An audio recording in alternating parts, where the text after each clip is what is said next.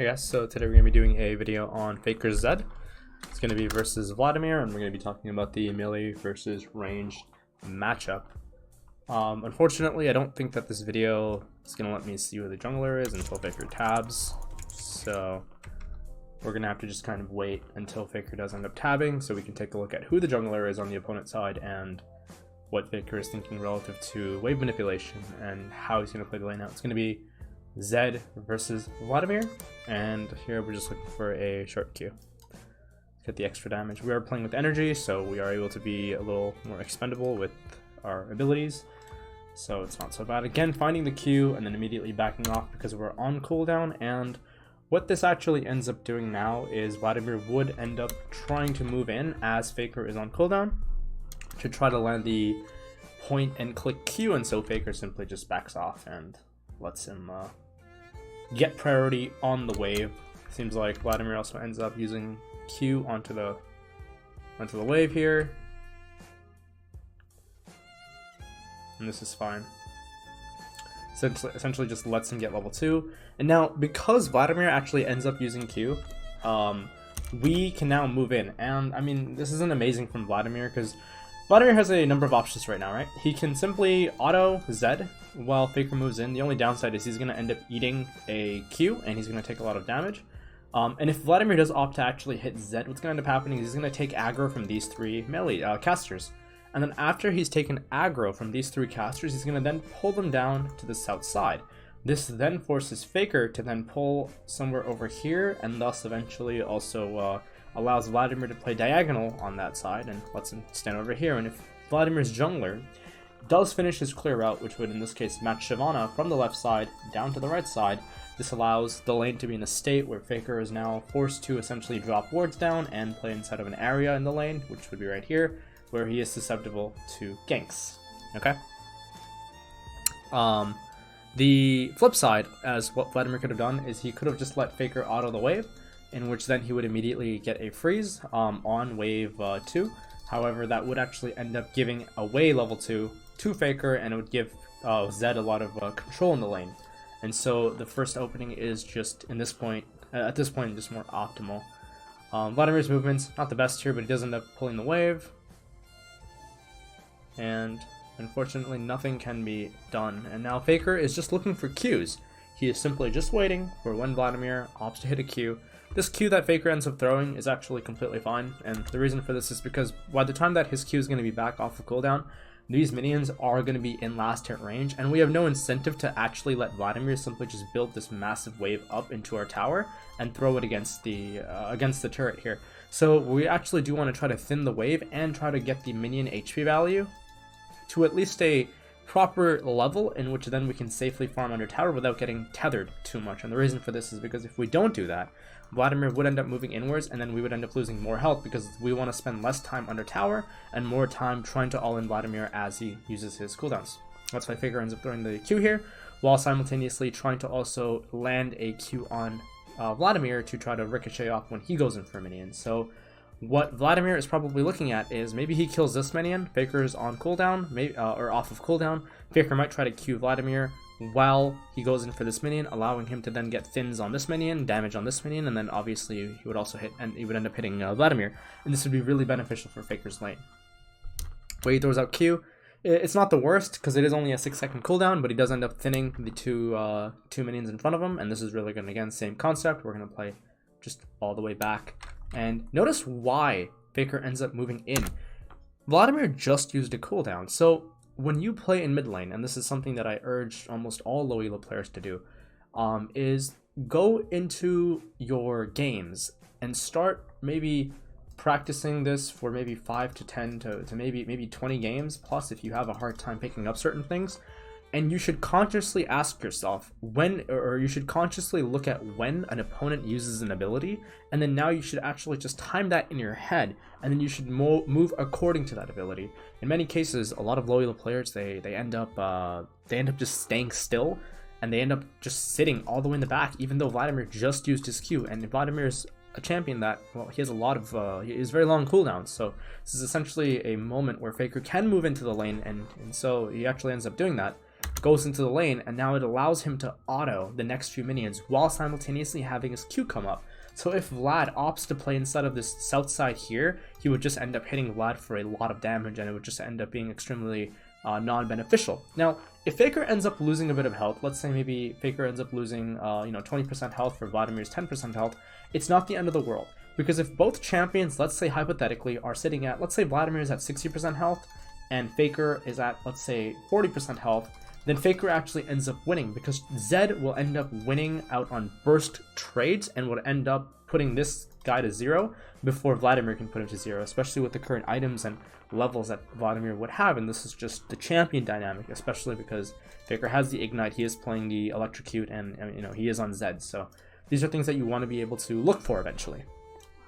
Okay, Faker moves in, Vlad uses Q, tries to Q Vlad, back to autoing, and yep, autos once.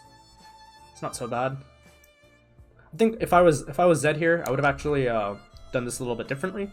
Maybe I would have I think he's a little delayed. I think he should auto this and take the auto.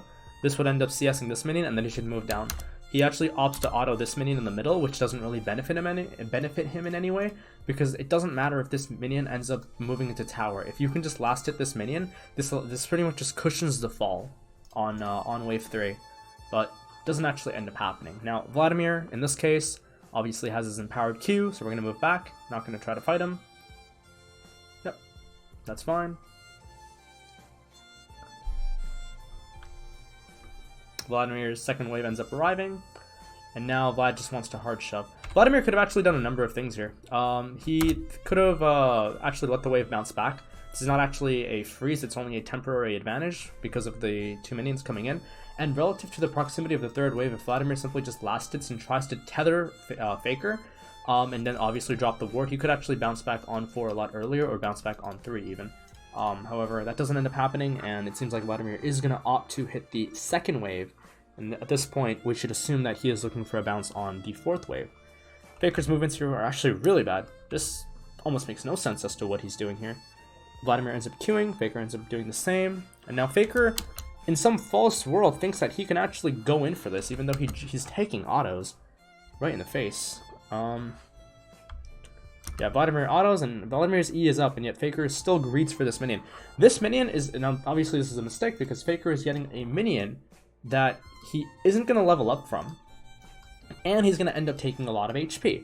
Now, when you're inside of a melee range matchup, you can lose maybe 20% HP for like maybe 3 minions. That's acceptable, but it's not acceptable for you to lose almost 50% HP for 1 minion. That's not worth, and Vladimir actually ends up punishing him really well, because what ends up happening here is Vladimir ends up hitting Faker.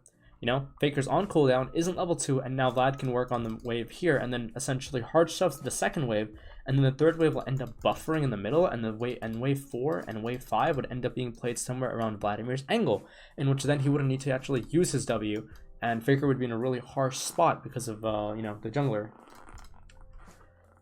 Shyvana ends up skipping out on the 2 left-hand side camps and ends up doing wolves instead into the blue buff. And this is fine, so we're going to see Faker play onto the south side pockets. And it seems like the opponent jungler is also going to be,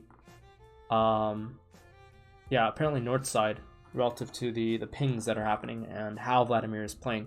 And again, this is something that as a jungler and as a mid laner you can know. If you don't know where the opponent jungler started, you can simply just evaluate as to which pocket Vladimir, in this case, or your opponent mid laner, is actually playing on. And because he's playing on the north pocket here, he's going to favor his jungler. So we can assume that the jungler is somewhere on the left-hand side. And thus, you can actually then evaluate what is your lane state looking like. If your lane is pushing in and then you evaluate how top lane is looking like, and let's say top lane is bouncing back into Ornn here, then we can actually assume that the only gank potential that could end up happening, or the only routes that could actually end up happening, are routes into mid lane, in which case you're going to get ganked, or routes into our right side jungle, in which then we can pan over to the left-hand side or move over, drop a ward, and then return back to lane. This lane, however, is on Vladimir's favor, and it seems like he does actually opt to hit the third wave as well. Now he's just hard pushing. This is all pretty normal. Yep, again, notice how he ends up queuing, maximum range, doesn't actually end up trying to get the CS. Doesn't actually end up trying to hit Vladimir, simply goes in for the CS, and plays maximum range to Vlad's Q. Now, obviously, if Vlad moves up, we're going to move back. When Vlad moves down, we're going to move up. And Vladimir at this point is just looking at his own minions. So Vladimir should know that, hey, Zed is going to go for this minion. Perfect. I'm going to auto passively before the 4th wave ends up arriving. And as Zed, or Faker in this case, ends up moving for this minion here, I'm going to give him a Q and then maybe even an E auto, depending on how Faker opts to play it out. Now, if Vladimir doesn't actually end up shoving this wave into Faker and the 4th wave ends up locking, this is also the same time when Zed will end up hitting level 3 and maybe 10% into level 3, and thus what's going to end up happening is now Faker has a very long lane to run down Vladimir with. However, if Vladimir actually ends up hard shoving the entirety of the blue wave while simultaneously harassing Faker as much as possible on these two melees, then what's going to end up happening is instead of the wave being played here for wave 4, it's going to actually be ending up bouncing into the tower here on wave 4. And thus 5 and 6 and 7 are going to be played somewhere here. And this is really good because this is also going to be the same time when Zed will be closer to hitting level 5 and level 6. So, or level 4 and level 5. Level 6 is going to happen a little later, but yeah. So at this case, you, as a mid laner, you want to shove the lane in. Getting good lane states can essentially be done through 1v1s. You can go into custom games and just 1v1 people. In fact, if you go onto my Discord, I do have a public Discord here that I have $5 and $10 coaches available for people. You can easily go into the looking for 1v1 section, and there are always people looking for one-on-ones that can help you refine your lane. And yeah, I think 1v1s are probably one of the most important things to do when you are trying to actually improve at the game. Okay. Shyvana is on the right-hand side. However, if your jungler is on Gromp, then the side is still relatively weak because of just the proximity of the Gromp. Now we're just waiting, and Vladimir at this point is actually really making some mistakes. He should have just killed this minion, these three casters already, and he actually doesn't end up doing this, and this is an error. Notice how the 4th wave ends up arriving, and now Vlad is in a very awkward spot because Faker has a very soft freeze inside of the lane. Faker also opts to go in for a WE-Q combo, and the reason for this is because he would assume that Vlad is going to go in for this minion. However, I feel like this was a little early. As Vlad's animation is going off, you want to try to land the W on top of him, E, Q, and then if Vladimir ends up using a cooldown on this wave, you could also W back and then auto for the electrocute proc, and that would actually just really chunk out Vlad. And then the next time your spells are up, you would actually end up killing him with Ignite. Unfortunately, can't really find it. He does use E here. Yep, can't really Q, waits for the Q, ends up getting it, and now this is just really bad by Vladimir. Doesn't make sense as to why he would move forward. And now what's happening here is now Vladimir has a +1 red side advantage. This isn't necessarily an advantage, this is actually working against him, because now what's happening is now he's pretty much half health. The second Faker finds another opening onto Vlad, he's just going to simply die because Faker is running Ignite. And this is all because Vladimir didn't opt to actually hard shove the 3rd wave into tower and ended up locking the 4th wave. 4th wave ends up arriving. Now, it also seems like Shyvana, who is on the right-hand side, is looking for a gank. And now, at this point, when Shyvana's pinging to go, you don't have to move forward because this is very indicative of a gank. So you just have to kind of play in and out of this area and just wait for her to get a little closer and then obviously jump her.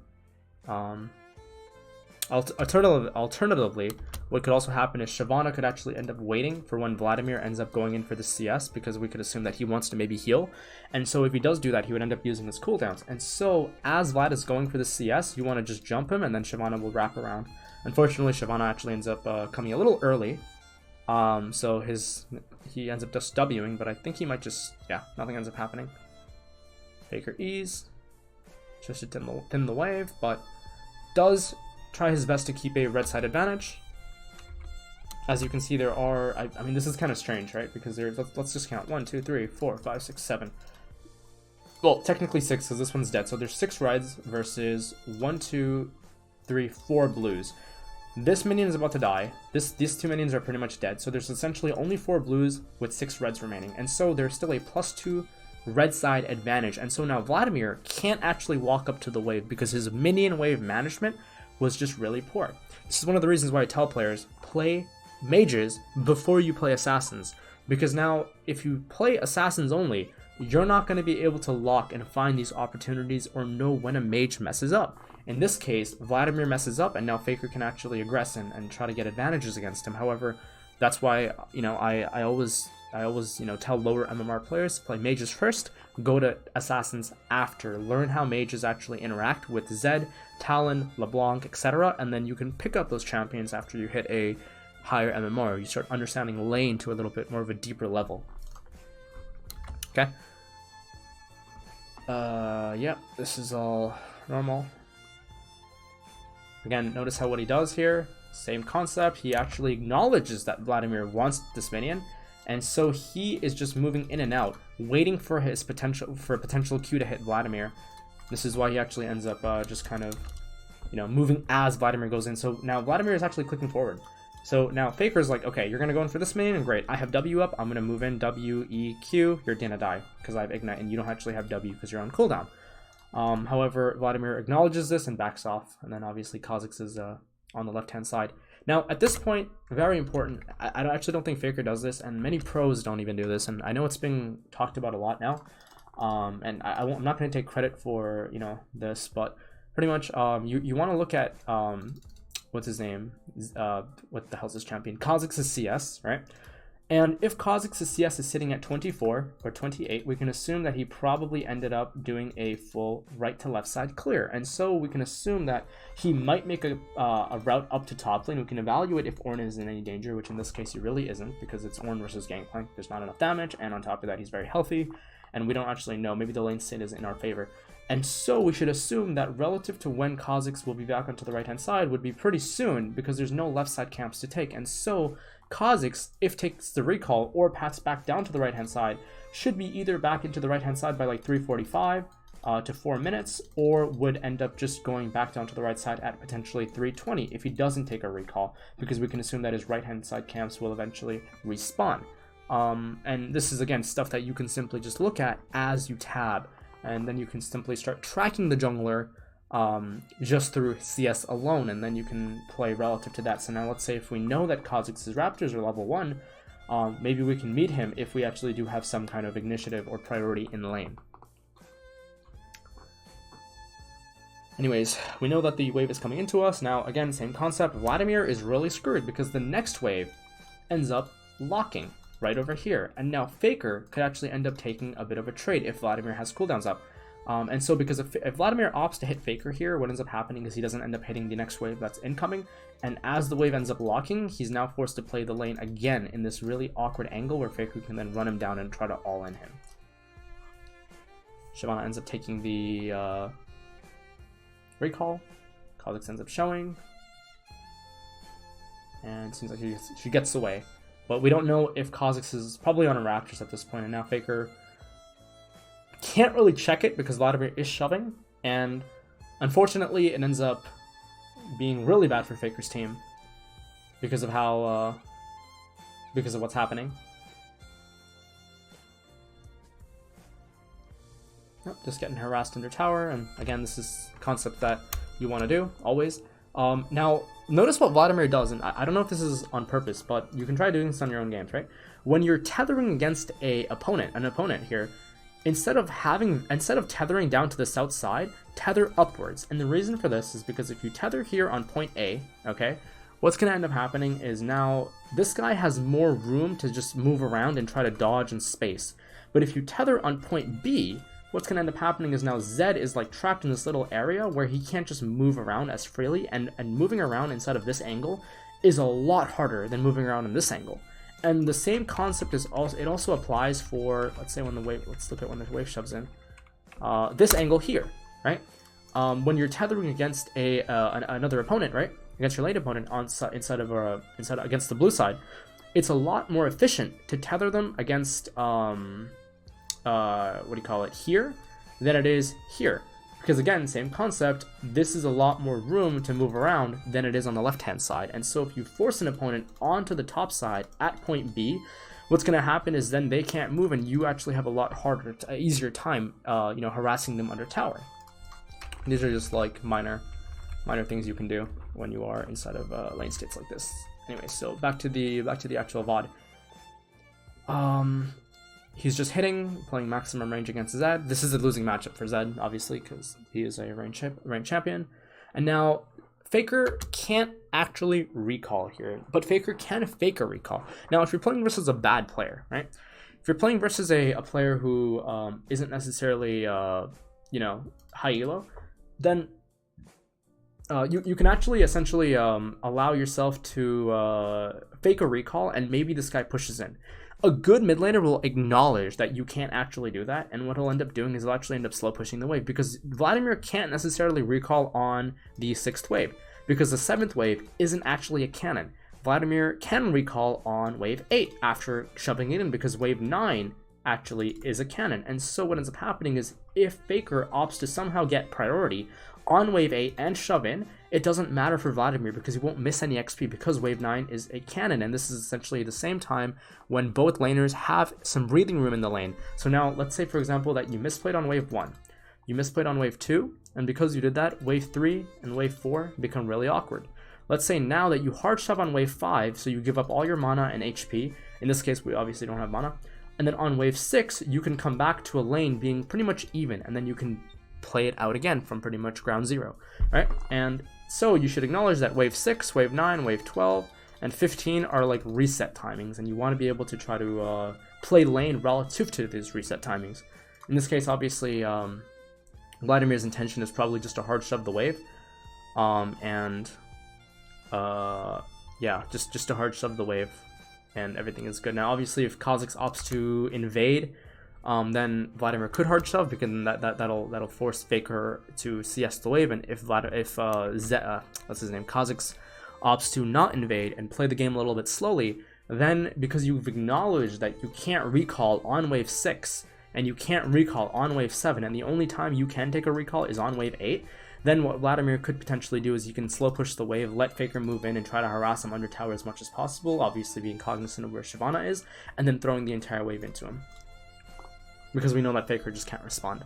So, number of ways how Vlad could actually play this out.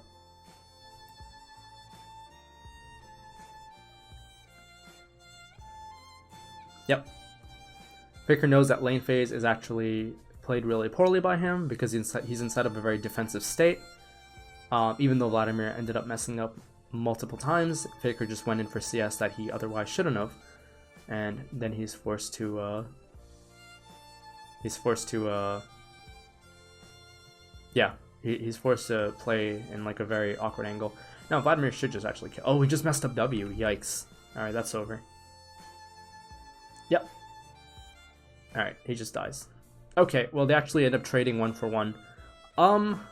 That's not so bad, because Faker ends up getting a reset in the lane, even though he ends up missing CS. Which isn't the end of the world. Now, what Shyvana should actually end up doing is, because Shyvana can acknowledge that wave 7 is going to end up shoving into Vladimir, she should just move in and hard shove the wave into him, and then let wave 8 and wave 9 bounce back into Faker. And then what could happen if Kha'Zix acknowledges this, then Kha'Zix could end up playing a 1v1 against Shyvana for the lane state, and then if Shyvana opts to end up killing like 3 of these melees, what's going to end up happening is a +3 blue side advantage would end up occurring, and thus Kha'Zix will end up walking and try to zone out Shyvana, and that'll grant Vlad a freeze in about 5 minutes and 30 seconds. And so what's going to happen then is it opens up routes for Kha'Zix to then hit Zed again. However, I don't think Kha'Zix will end up showing, and this is something, again, this is more of a jungle thing, where junglers understand lane states, and junglers know that if we can play across lane states here, that we can actually open up gank opportunities that would like obviously benefit us. So that's exactly what happens. Again, this is Korean Challenger, so you're not going to see like basic mistakes. Most of what these players do most of it is correct. Obviously there are some hiccups here and there, but we will mention them as much as we can see. Obviously, we see that level 5 back onto the right hand side, and we know that he doesn't necessarily I don't know his clear outs, because Faker never really ends up tabbing, so I can't really see what what's his name CS how much CS Kha'Zix actually has. Again, Faker just wards the south side because he knows that that's where the Kha'Zix is. And finally, wave 9 ends up arriving into the lane, and we're doing the same thing. Now we're level 6. Now, again, we're looking for opportunities to try to hit Vladimir.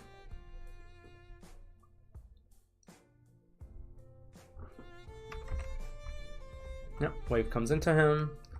wave bounces back, and now all you're really doing is you're just finding opportunities to try to hit Vlad as he goes in for a CS. Now in this case, obviously Vlad has the range to hit Faker, and now he's just going to try to land Q. And notice, because Faker actually is on cooldown, his next click is back, and he actually does this really fast. And I guess 9 pings helps because he ends up using all of his abilities while simultaneously clicking back as Zed's animation is going off, and this actually allows the character to move a lot faster to the retreat than otherwise.